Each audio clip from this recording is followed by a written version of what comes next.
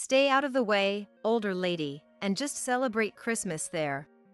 It seems that after being invited to spend the Christmas vacation together, Margaret has been kicked out of the house. First things first, I need to tell Jeffrey about Margaret's true nature. Somehow, I'll expose Margaret's facade. I refuse to be family with someone like her. I am Michelle, 72 years old, living with my son, Jeffrey. That's because Jeffrey is nearing 40, still single, and my husband passed away 3 years ago. Jeffrey used to live alone, but he moved back home when he changed jobs, and it was closer to his workplace. Our current house is a single story, which might look new at a glance, but was actually remodeled a while ago. It used to be a nearly broken down place, but we remodeled it on my husband's insistence due to years of deterioration and poor fittings. As a result, the remodeled house has become comfortable and clean. From this perspective, my husband seemed like a family-loving man who decided to remodel for our comfort, but in reality, it wasn't so, and he was a source of long-term trouble. He was a traditional, stubborn man outside, but free-spirited. At home, he acted as if he was the center, imposing his rules, and would berate me if I deviated slightly from what he wanted. His favorite phrase was, "Who do you think provides the food here?" However, he was out playing poker, horse racing, and casinos, leaving us with barely enough to live on. Still, he acted arrogantly in front of me and Jeffrey. He would cancel family outings for poker or miss school events, not just once or twice. I could have divorced him and raised Jeffrey alone, but I refused to be defeated and stayed until the end. Jeffrey, too, endured silently in front of his father, never showing tears. My husband left us with a small inheritance, this remodeled house, and, most importantly, my dear Jeffrey, when he passed away from illness. For me, having my beloved son means I'm not lonely. Jeffrey, unlike his father, has always been kind from a young age. He's selflessly caring and can't ignore someone in trouble, but he's also self-sacrificing, hesitant to express his opinions, and tends to be swayed by others. I'll never be like my father. He has often put himself in difficult situations to help others. He once lent his notes to a classmate, never got them back, and his test results suffered. Despite wanting to join a club he liked, he ended up in one he wasn't interested in because a friend asked him. My friend said he wouldn't know anyone else in the club, so he asked me to join with him. Despite his selfless nature, I worry his excessive kindness might lead him into trouble someday. His current workplace has a good environment, but it's mostly male, with little talk about women. Now that my husband is gone, I'd be alone if Jeffrey marries. Though it would be lonely, I hoped he would meet a wonderful woman and start a family. Then one day, Jeffrey made a sudden confession. I've promised to marry someone. I want her to meet you, Mom. I was overjoyed, almost jumping up. Jeffrey, nearing 40, working among men, commuting between work and home, living with his mother, he's not the most sought-after type. That a woman wants to marry him is such a joy.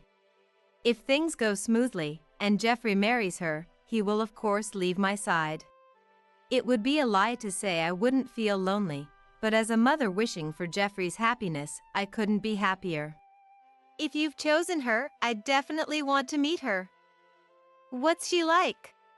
She's a hardworking woman I met at a party a senior took me to 6 months ago. She has the strength and resilience to overcome tough times, which made me think we could build a home together. That's why I want to introduce her to you, Mom. Jeffrey's eyes sparkled as he spoke, a look I had never seen before. If Jeffrey speaks of a woman with such eyes, she must be a wonderful lady. I was looking forward to meeting the woman Jeffrey confidently chose. Then, on the promised day, Jeffrey brought his girlfriend home. Mom, this is Margaret, the woman I've been dating and considering marrying. However, the woman Jeffrey brought neither introduced herself nor nodded in greeting, just stood there silently. At first glance, she seemed haughty and cold. Honestly, she wasn't the type I imagined Jeffrey would fall for. She continued to ignore everything as if nothing happened. Barely greeting, and just surveyed the house. She sipped the tea I offered with disgust, wiping everything she touched with disinfectant wipes, a series of odd behaviors. At the very least, it's clear these aren't actions one should take on a first meeting with a future mother-in-law.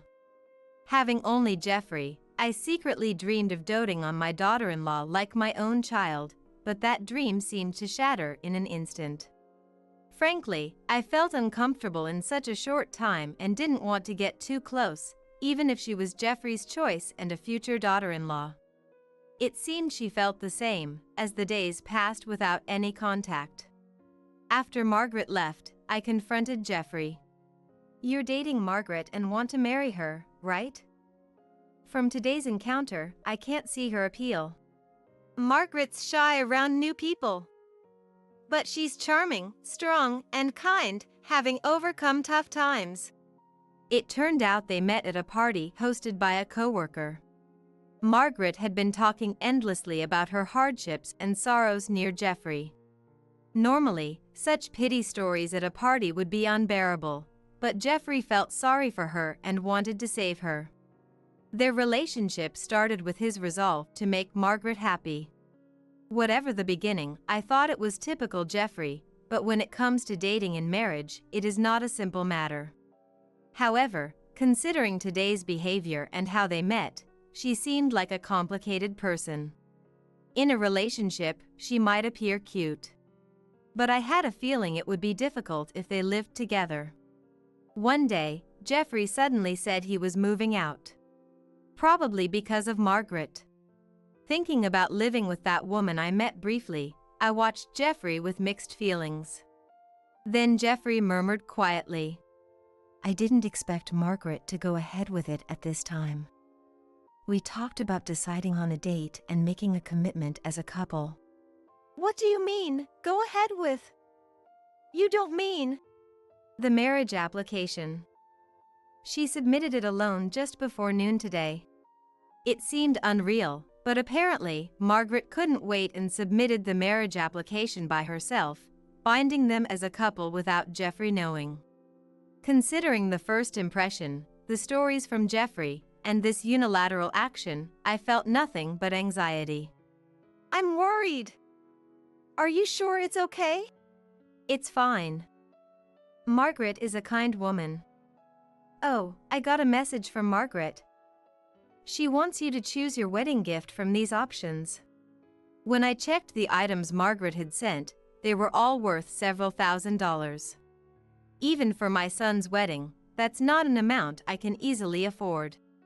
Margaret's actions showing such rudeness upon meeting, submitting a marriage application without Jeffrey's knowledge to become a couple, and then demanding ultra-expensive home appliances were simply too audacious.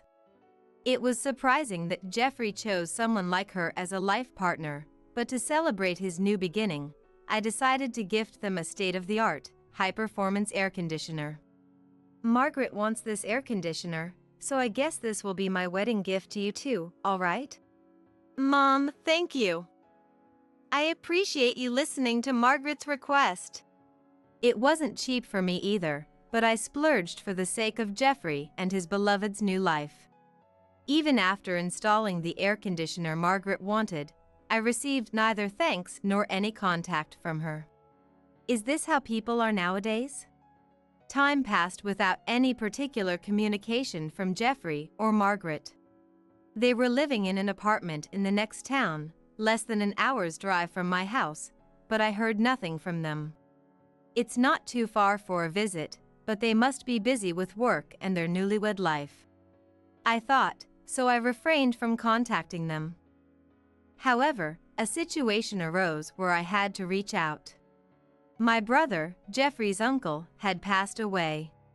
He was an uncle to Jeffrey, too, who had loved him when he was a little boy, although he was in contact with him less frequently now. Jeffrey was fond of him as a child, and I wanted him to attend the funeral, even if he couldn't make it to the wake. Having not spoken for a while, I wanted to hear his voice and called. But no matter how many times I called Jeffrey's mobile, it wouldn't connect. Even worse, when I tried the next day, I got a message saying the call couldn't be connected. It seemed like I was blocked. The kind Jeffrey, who always stayed in touch over small matters, blocking me. Hard to believe, but with no way to contact him and the funeral not waiting. It proceeded without the Jeffrey couple. Half a year later, Margaret suddenly contacted me. Michelle might be lonely this summer, and Jeffrey has a middle school reunion around the end of the year, so he wants to let loose. Can we spend Christmas vacation at your place? She brought up spending Christmas at my house, without mentioning the wedding gift or the blocked calls during the funeral. To her, maybe those incidents weren't a big deal. It seemed Margaret didn't even consider the possibility of me refusing. Despite my reservations about spending time under the same roof as Margaret, I agreed, hoping to see Jeffrey after so long. Sure, that's fine. I look forward to seeing you both. It's been a while. Then at Christmas, they visited my house. There was a slight discomfort with them around. They were always together. Not in a lovey-dovey or happy way, just together. Margaret followed Jeffrey even to the bathroom or when he needed to fetch something. At first, I thought she had business in the same direction, but it seemed not. It might sound harsh, but Margaret's gaze and movements suggested she was monitoring Jeffrey, ensuring he didn't do anything unusual. I was shocked when I caught a glimpse of Jeffrey's face as I stood up to serve tea. Jeffrey was looking down, avoiding eye contact with Margaret. I struggled to understand why they were in such a situation. But the reason for their behavior would become clear later. In the evening, Jeffrey left for his middle school reunion. Feeling awkward alone with Margaret, I stood up to clean. As usual, I started vacuuming, but suddenly the vacuum cleaner stopped. Why? It was working fine yesterday. At that moment, with a loud bang and a strong impact, I found myself knocked over. In the moment, I couldn't grasp what was happening, but I was kicked out into the garden along with the vacuum cleaner. Luckily, I was wearing thick socks, but with the snow outside, I'd freeze if I stayed there. Who would do this? A suspicious person? A burglar? As I tried to get up, I saw it was Margaret who had thrown out the vacuum cleaner and me. Older lady, celebrating Christmas out here suits you. What? Wait, Margaret, do you realize what you're doing? Shut up, older lady. I'm looking forward to fun times while he's gone. It'll be a great night without you in the way, so don't interfere. Saying that, Margaret started making a phone call to someone. Apparently a man, judging by the name she called. Her flirting voice and the way she spoke suggested she was planning to meet a lover in this house. Indeed, the house was newly remodeled and minimalistic, thanks to me, but who would think to use their mother-in-law's house, where their husband grew up, to cheat? Margaret, it seemed, was the type to kick out her mother-in-law and bring her lover over, taking advantage of Jeffrey's absence. Margaret is the kind of person who would take advantage of her husband going to a reunion and kick me, her mother-in-law, out of the way because I was in the way and kick me into the snowy yard. Well, I had a plan too. I put on an old pair of shoes and a jacket from the shed and decided to fight back. Firstly, I doubted Jeffrey knew about the affair. Even Jeffrey, who is kindness personified, would surely react if he knew his beloved wife was cheating on him. I needed to contact Jeffrey immediately and have him witness the affair about to happen in this house. But since my calls were blocked on Jeffrey's mobile, I needed a different approach.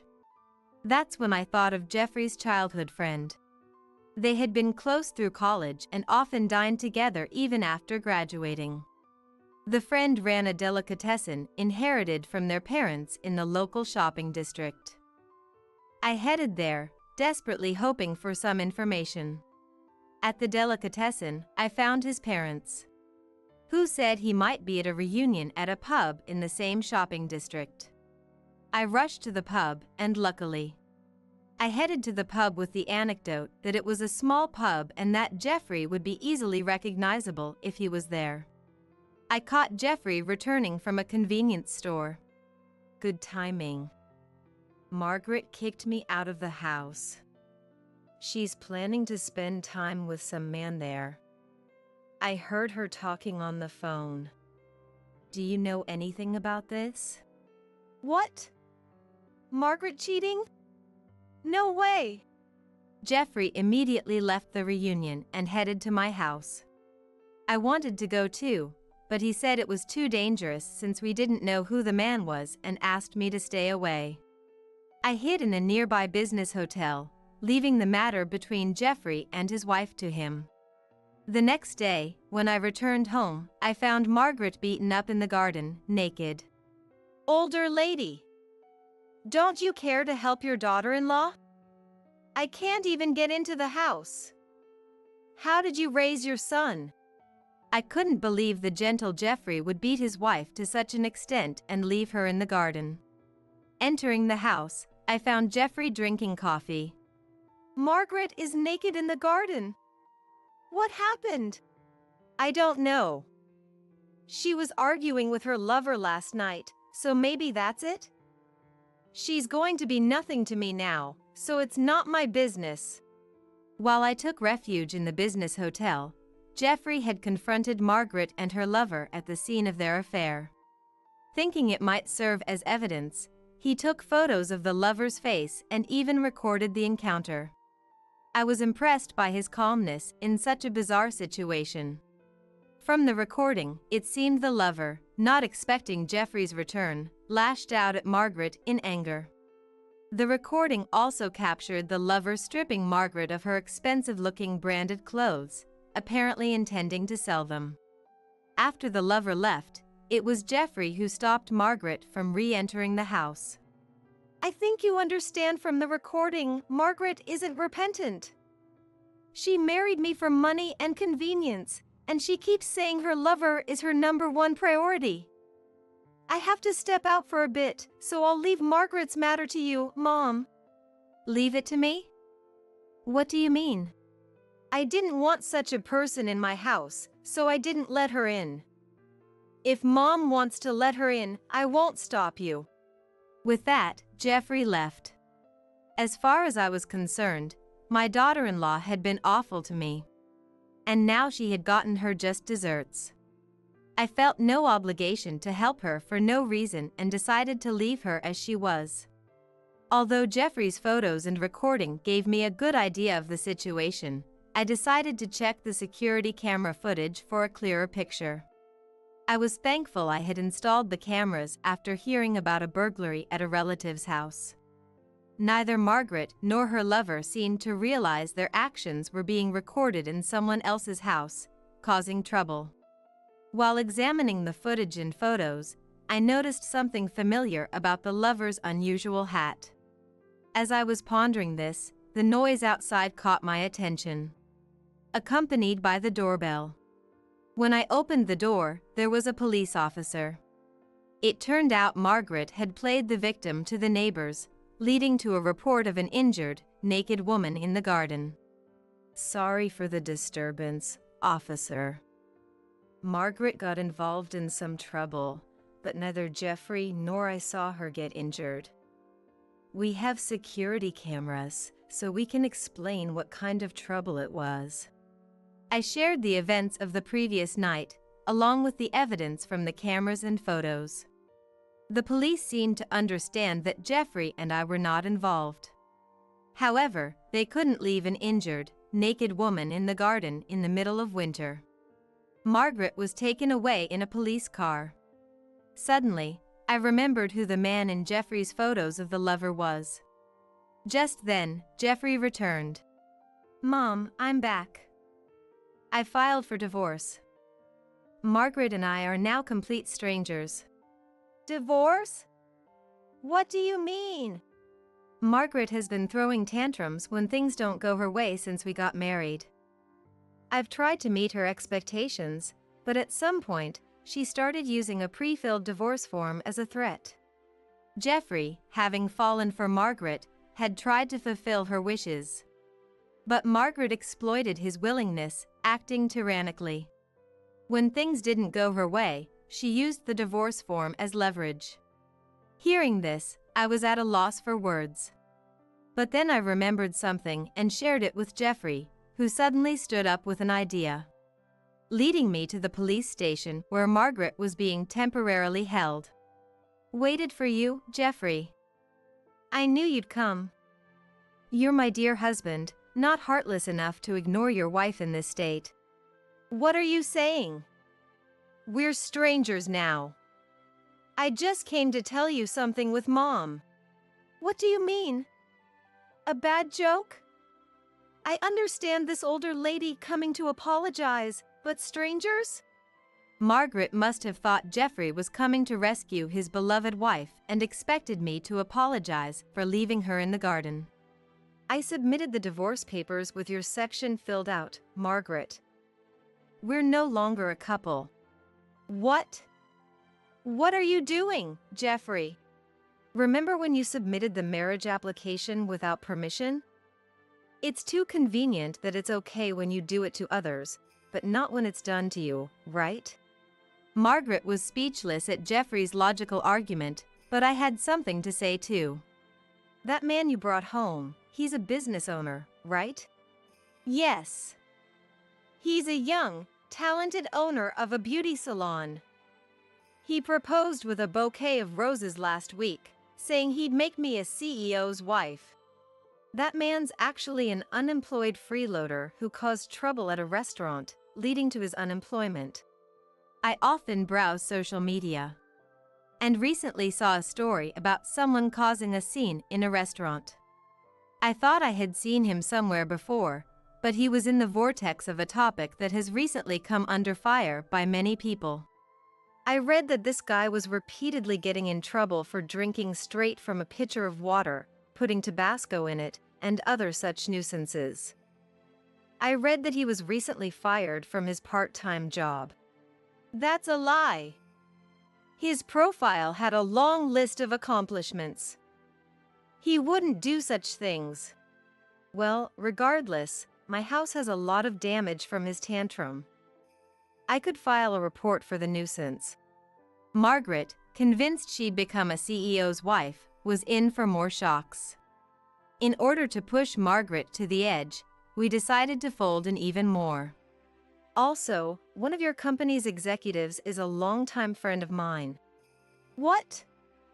You told my workplace about the affair. I didn't reveal the affair. I just discussed your relationship history with Jeffrey. Any problem with that?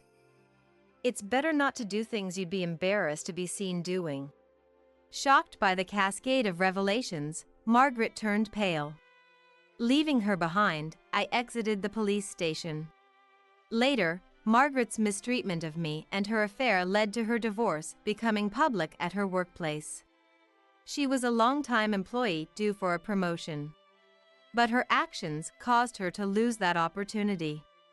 Her terrible behavior led to her being transferred to another region, where everyone knew about her worst ending due to her infidelity. Why is everyone avoiding me? I was just in a pure romance with a talented CEO. Are they jealous of me, who could have been a CEO's wife? Tell that friend of yours on the board to stop this stupid workplace bullying. You think you're being ostracized and bullied just because you're out of place after being transferred? That's a naive way of thinking. There's nothing I can do about it. Sorry. Eventually, Margaret had nowhere to belong at work and ended up resigning. And worse, she became homeless.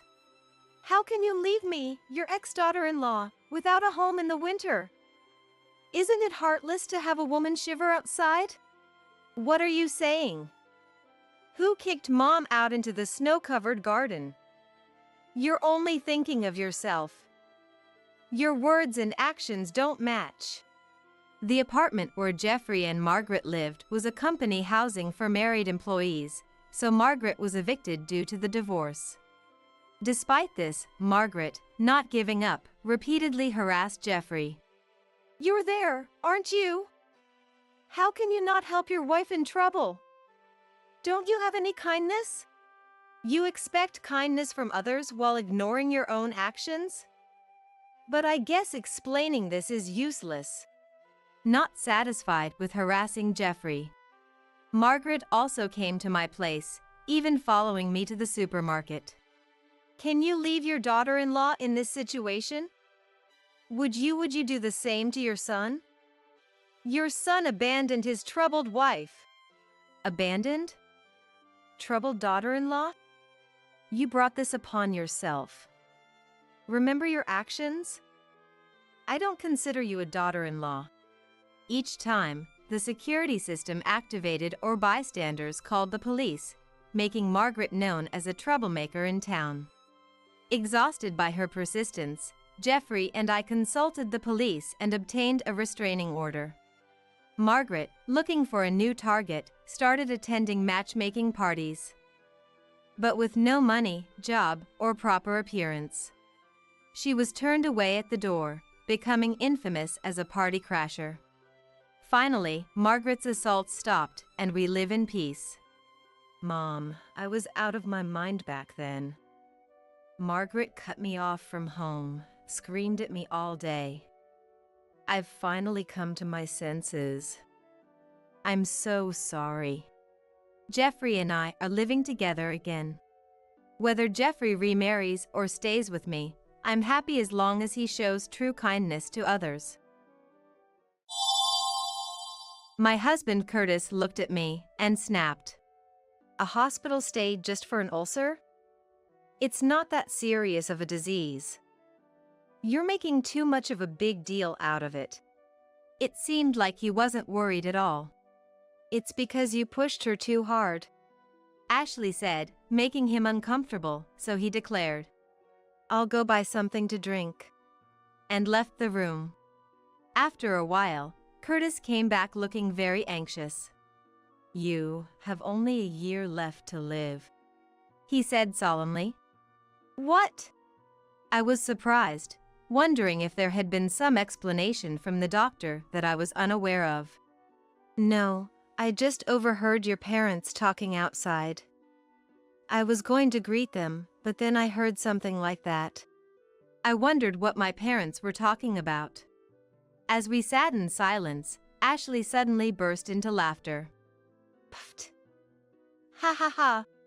Wondering what was going on, we both looked at Ashley. Then she turned to Curtis and dropped a bombshell. What are you talking about?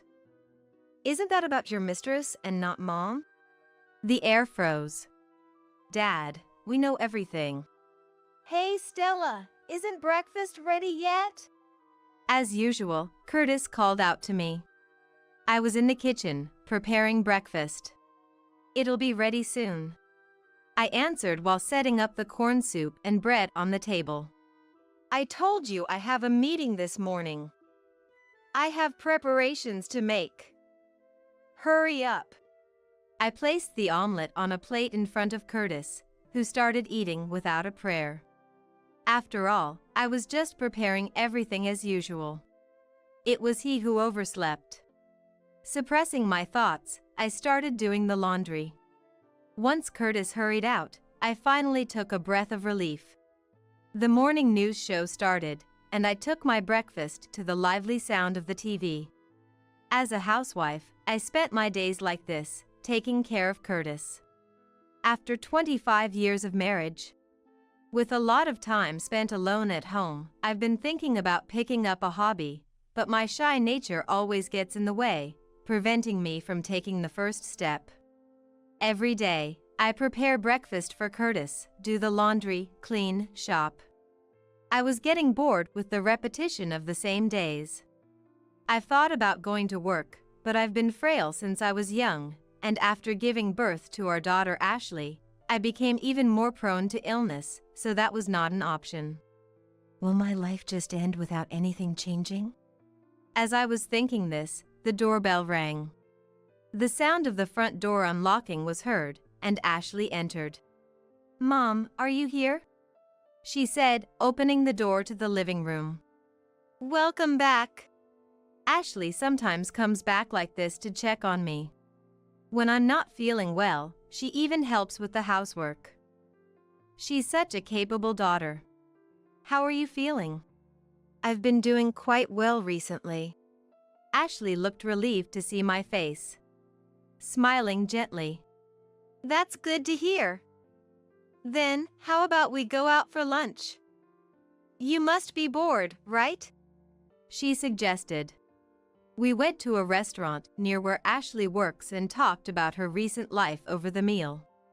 These moments were a happy time for me, and also a break from the monotony of my daily life. After finishing our grocery shopping for dinner and returning home, Ashley set down the bags she was carrying and quickly went back to her own place. When I asked if she didn't want to see Curtis, "Dad's probably fine," she simply replied. Indeed, Curtis, at 48, still looked young for his age.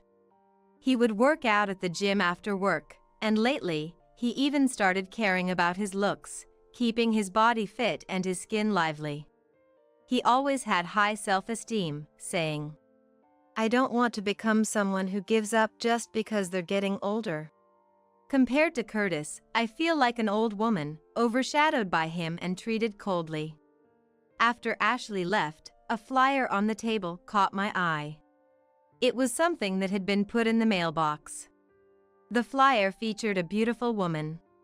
It seemed to be for a yoga class being held nearby, taught by an active model, offering reasonable prices for people of all ages. I wonder if I could manage yoga, given my frail health. But I found myself making excuses and tucked the flyer away between the pages of a newspaper. Looking at the clock, it was almost 5 p.m. I must start preparing dinner soon. If Curtis comes home and dinner isn't ready, he'll yell at me again. Since he was in a bad mood from the morning, I planned to make his favorite dishes. And so, I found myself preparing dinner for Curtis again, as usual. Around 7 p.m., Curtis came home. I immediately started preparing the shower. Curtis prefers to shower before dinner. While waiting for the shower to be ready, Curtis was drinking a can of beer and reading the newspaper in the living room. Wow! Isn't she a beauty? I was startled by his sudden outburst, only to realize he was looking at the yoga class flyer I had tucked in. Huh. A model and yoga instructor, huh. It's close to our house too. Hey, why don't you give it a try? He said, looking at me with a sarcastic tone. An old woman like me going there would just be a nuisance. I brushed it off lightly, but he sighed. You always say that. Try to take care of your body a little. It seemed he was also tired of my negative thinking. You used to be good in your younger days, but you're becoming more of an old woman day by day. He left those words behind and headed to the bathroom. When did I start to feel so miserable? It had become so routine that I seemed to have become numb to it. But even so, I can't go back to my younger days. I knew all too well that the reason I never took action was none other than myself. Envious of the radiant smile of the woman on the yoga class flyer, I felt like I was living in a world far removed from blaming someone or something else. On his next day off, Curtis left with the yoga class flyer. Are men allowed to go there too? It was a class held at a young woman's home. Wondering if that was really okay, I asked. It says here people of all ages and genders. So it should be fine. I'm just going to observe. If it's not okay, I'll come right back. He left the house cheerfully, leaving me behind. I wish he had taken me with him. Even though I had chosen not to go, I found myself blaming others again. Fed up with myself, I decided to go for a walk for a change of scenery. I wondered if I could catch a glimpse of what the yoga class was like, even if from outside. It was a sunny Saturday afternoon, perfect for a walk. I walked at my own pace. Eventually, I reached the neighboring town where the yoga class was. I didn't remember the address from the flyer, but I had a rough map in my head. And so, I walked looking for the yoga studio sign. Yoga. Yoga. Then I realized there were no signs for a yoga studio around here. I can't tell where it is. Just as I was about to give up and go back, I heard a familiar laugh. Turning the corner towards the sound, I saw a man and a woman I recognized, sitting at a garden table, enjoying tea. It was unmistakable. Curtis and the yoga class instructor. Not wanting Curtis to notice me, I couldn't hear what they were talking about, but they seemed to be having a great time. Despite being my husband, I was impressed that he didn't seem out of place even next to a young woman. Suddenly, I felt miserably shabby and pathetic. Unable to stay still, I quickly returned the way I came. Why do I always end up like this? All the way home, I kept blaming myself. It wasn't just about my deteriorated appearance. Above all, I needed to do something about this self-deprecating personality. I resolved to change. In the evening, as I was preparing dinner, Curtis came home in a particularly good mood. How was the yoga class? My heart raced, wondering if he knew I had seen him having a good time. Yeah. It was fun. The teacher was around Ashley's age, but she had proper qualifications as an instructor and seemed very competent. So she was that young. I wondered what kind of conversations they had, what made them enjoy their time so much. I became a bit curious. Maybe I should try yoga too. I murmured to myself, then. No, that would be impossible for you. Curtis looked me up and down exaggeratedly before laughing.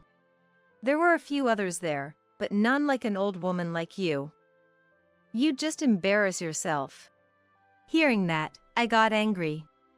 I was jealous of the yoga instructor, but I had been trying to think more positively. Seeing my expression, "If you're so angry, you should have done something about it sooner," he said dismissively before disappearing into the bathroom. I thought about attending on a weekday when Curtis wouldn't know, but I was sure they'd identify us as a couple based on our last name or address. If Curtis found out, he'd surely berate me. So, despite my resolve earlier in the day, I became gloomy and secluded myself. 3 months had passed since Curtis started attending the yoga class. He went there on his days off, not just for yoga, but it seemed he was also helping with minor DIY for home decor and other small errands. Isn't that something you shouldn't have to help with? I brought it up to Curtis, concerned, but he snapped at me. A girl around Ashley's age is in trouble, and you won't let me help her? Or do you think there's something shady going on? Ridiculous. Even though he's not the kind to help around the house even when I'm feeling unwell. It was unbearable to feel like he valued the instructor more than me. But I couldn't neglect my household duties. I focused more on housework, and Curtis complained about me even more. Ashley, who occasionally came to help, said to Curtis, "Dad, you're being too harsh on Mom." But he dismissed her. That's Stella's job. If you've moved out, don't interfere. Ashley, perhaps fed up with Curtis, started coming back when he wasn't around. Then one day, I finally fell ill and collapsed. Luckily, Ashley was coming home that day and took me to the hospital. Ashley was shocked to find me curled up in the kitchen, thinking her heart would stop. She even contacted my parents, who live nearby, and I was surprised to see them visit me in the hospital bed after the examination. I couldn't help it. "You're already frail," Ashley said, looking down. Who could blame her for worrying? "Thank you for worrying about me." After explaining the examination results to Ashley and my parents, they left the room, relieved. I was diagnosed with a gastric ulcer. After seeing my parents off, Ashley came back to the room to vent. I contacted Dad too. He's late, isn't he? I knew Curtis wouldn't leave work early to rush over for me. But it still felt lonely. I'll come again tomorrow. You'll need a change of clothes, right? Ashley couldn't bear to leave me looking so forlorn. I was grateful to have raised such a kind daughter. That was my only pride. I'll contact Dad again. See you tomorrow. Ashley left, but Curtis didn't come to the hospital room that day. The next day, Ashley brought me the things I needed for my hospital stay. Looking somewhat guilty, Curtis was standing behind her. As soon as he saw me, he sneered. A hospital stay just for an ulcer? It's not that serious of a disease. You're making too much of a big deal out of it. He seemed not to be worried at all. You've been pushing her too hard, Ashley said, making him uncomfortable, so he announced, I'll go buy something to drink, and left the room. Really, I can't believe him, of all people. Ashley seemed thoroughly disgusted. I thought he might just leave, but surprisingly, he came back quickly and very anxious. You have only a year left to live, Curtis said, looking serious. It seemed it was no joke. What? I was shocked, wondering if there had been some explanation from the doctor that I was unaware of. I just overheard your parents talking outside. I was going to greet them, but then I heard something like that. I wondered what my parents were talking about. As we sat in silence, Ashley suddenly started laughing. Pfft. Ha ha ha. Wondering what was going on, the two of us looked at Ashley. Then Ashley turned to Curtis and said something shocking. What are you talking about? Isn't that about your mistress and not Mom? The atmosphere froze. Stella, are you okay? I came to check on you. Cutting through the tension, my parents arrived. Grandma, Grandpa. I was just about to talk about everything. So, we're doing it now. Dad was silent, but his glare kept Curtis from running away. Dad, we know everything. Ashley began to tell everything. It was about a month after Curtis started going to the yoga class. On her way home from our house, Ashley witnessed something unbelievable. That day, I had been telling Ashley about the yoga class. I reconsidered wanting to go myself and asked Ashley to check it out for me. I asked her to go and ask if it was really a kind of place that would make me feel out of place, like Curtis said. I could have gone myself, but I was scared. Sure, I can even check it out on my way home today. Ashley agreed cheerfully and went to the yoga class. When Ashley got close to the studio, she saw someone leaving the entrance. She quickly hid around the corner to see it was apparently Curtis and the instructor. Curtis was supposed to be at work that day, but Ashley couldn't have mistaken her own father. Feeling something was off, Ashley stayed hidden and watched. After a while of conversation, Curtis and the woman, after checking their surroundings, leaned in and kissed. Ashley was shocked and couldn't suppress her feelings of contempt after seeing her father like that. That's why she started coming home only when Curtis wasn't there. After watching Curtis leave, Ashley immediately contacted me. Mom, you'd better stay away from there. Ashley, usually so positive, saying something like that made me ask what was wrong, but she wouldn't say. I just feel like you and that instructor wouldn't get along. Looking back, it must have been Ashley's kindness trying not to alarm me.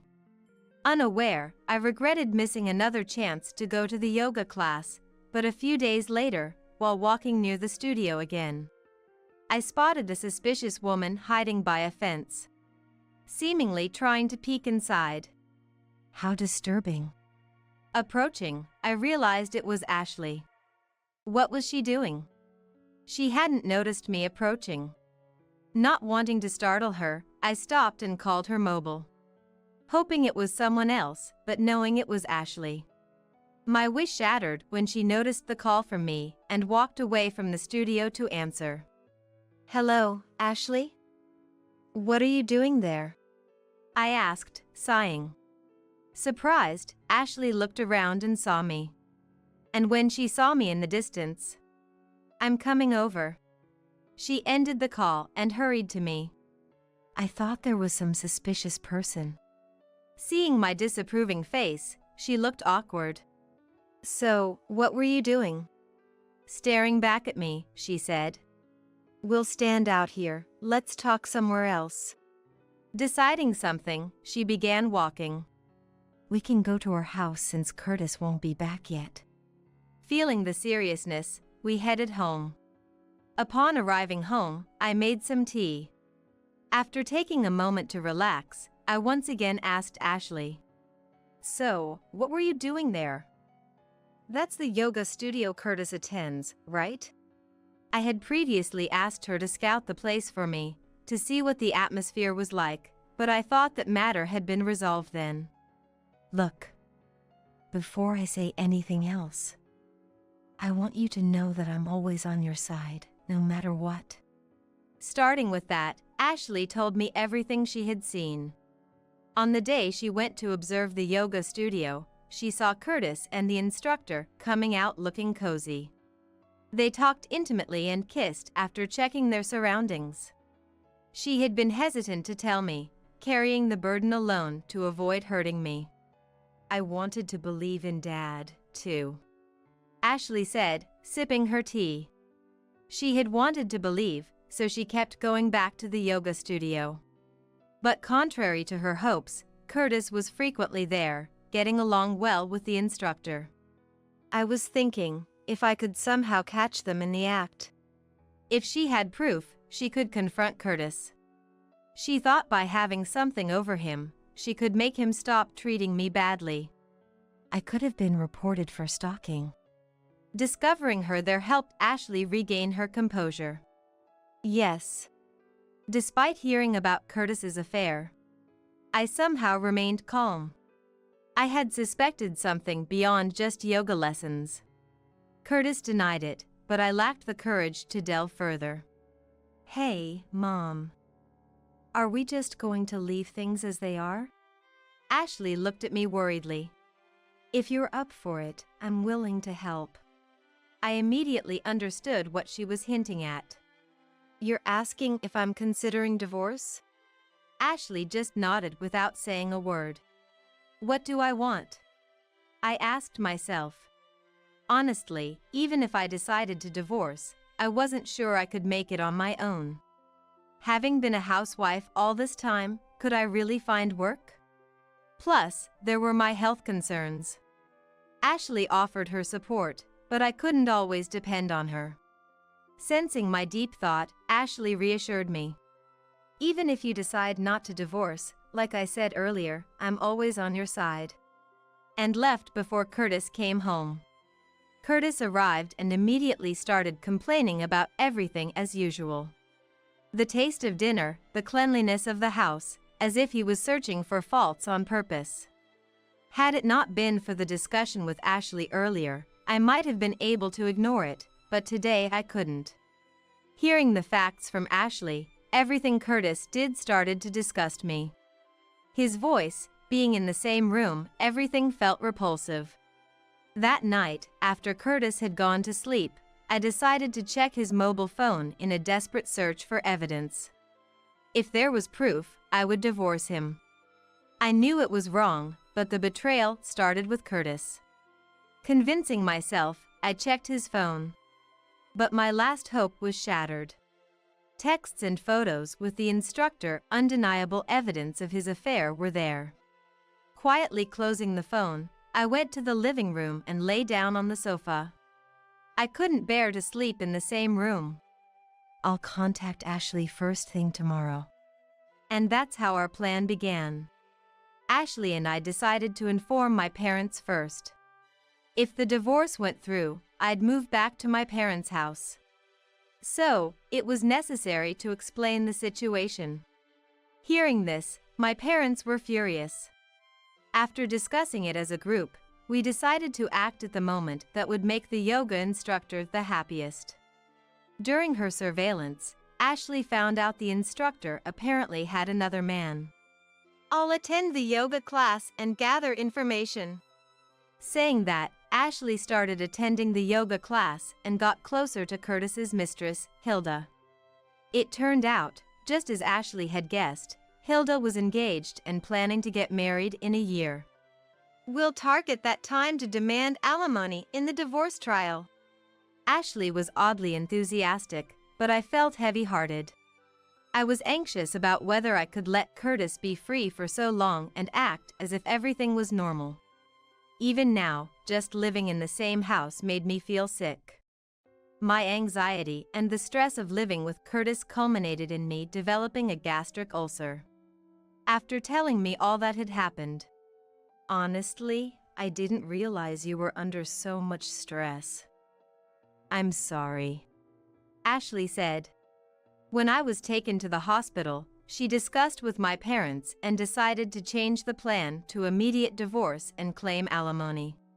Hearing Ashley's story, Curtis just hung his head in silence. The 1 year left you heard about was referring to your mistress Hilda's modeling career. Ashley spoke coldly and formally to Curtis. There's no need for such drastic measures. A normal divorce would suffice. Don't destroy someone's happiness like that. Hearing Curtis prioritize Hilda's happiness over our divorce, I felt an anger like never before. Before Ashley could retort, I confronted Curtis. The one who has been destroying my happiness talks now. Curtis looked at me as if bitten by his own dog. After all the exploitation, not caring about my health but worrying about another woman, it's disgusting. I had never known I could despise someone so much. It was the first time I realized that I had such feelings inside me. Disgusting, you say? You don't have the right to talk back to me. My negative emotions were overflowing. Ashley tried to intervene, but she seemed bewildered by my anger. Just as I was about to lash out at Curtis again, Mom intervened softly. That's enough, Stella. Her voice was gentle and comforting. A voice I'd known since childhood. I snapped back to reality. After a moment of silence, Mom calmly addressed Curtis. Curtis. I've heard the situation from both Ashley and Stella, but I haven't heard it from you. Curtis looked uncomfortable. If you have any justification, we're listening. Her voice, different from when she scolded me earlier, now carried a chill. I don't have any excuses. Curtis stammered. So, you admit everything is true? Seemingly accepting his fate, Curtis defiantly admitted. Yes. I love Hilda, not Stella. I can't help it. Stella no longer attracts me. That's terrible. Ashley muttered. Terrible, you say? Which is worse? I thought Hilda and I loved each other. But to think, Hilda had another man. It seemed Curtis didn't know about Hilda's fiancé. He trembled, fighting back tears. Do you understand what you're saying? Mom confronted Curtis. After making Stella feel the same way, how dare you feel sorry for yourself only? Curtis looked down, unable to raise his face. Ashley and Mom spoke for me, but I felt nothing for Curtis anymore. I just wanted to be away from him. That was my only wish. With the divorce, we'll also be claiming alimony from you and Hilda, so please leave for today. I told Curtis formally. He stood up weakly, avoided our gazes, and left the hospital room. I cried over the wasted time I had spent with such a man. After being discharged, Ashley and I went to Hilda's yoga studio. It was under the guise of Ashley canceling her membership, but we intended to tell Hilda everything. However, just as we were about to start, Curtis barged in. As we stood dumbfounded, Curtis snatched Hilda's mobile phone from her resisting hands and called her fiancé.